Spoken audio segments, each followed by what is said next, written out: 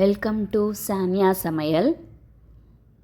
Today recipe cauliflower 65. So வாங்க இதுக்கு தேவையான இன்க்ரீடியன்ஸ் பார்க்கலாம். காலிஃப்ளவர் வந்து 250 grams, maida 1 tablespoon, cornflour மாவு 1 டேபிள் ஸ்பூன், பச்சரிசி மாவு 1 tablespoon, lemon juice 1/2 teaspoon, மஞ்சத்தூள் 1/2 tablespoon, chilli powder 1 tablespoon, garam masala 1/2 tablespoon, உப்பு தேவையான அளவு. ஸோ இது எப்படி செய்கிறதுன்னு சொல்லிட்டு பார்க்கலாம் வாங்க.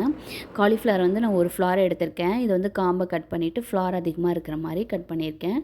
ஸோ இப்போ நம்ம என்ன பண்ண போகிறோம்னா, நெக்ஸ்ட்டு ஒரு சுட தண்ணி கொதித்து அதில் இதை போட்டு நம்ம வேக வைக்க போகிறோம். ஸோ நான் வந்து கொஞ்சோண்டு தண்ணி ஊற்றி உப்பு மஞ்சத்தூள் போட்டிருக்கேன்.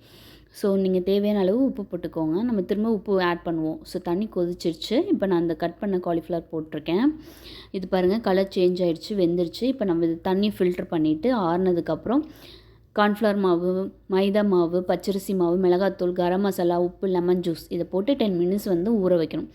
ஸோ ஒரு கடாயில் எண்ணெய் ஊற்றிருக்கேன். இது சூடு ஏறிடுச்சு. இப்போ நான் வந்து நம்ம ஊற வச்சோம் இல்லையா காலிஃப்ளவர், அது போட்டிருக்கேன். நல்லா கோல்டன் கலரில் மொறுன்னு நல்லா கிரிப்ஸியாக உங்களுக்கு வருங்க.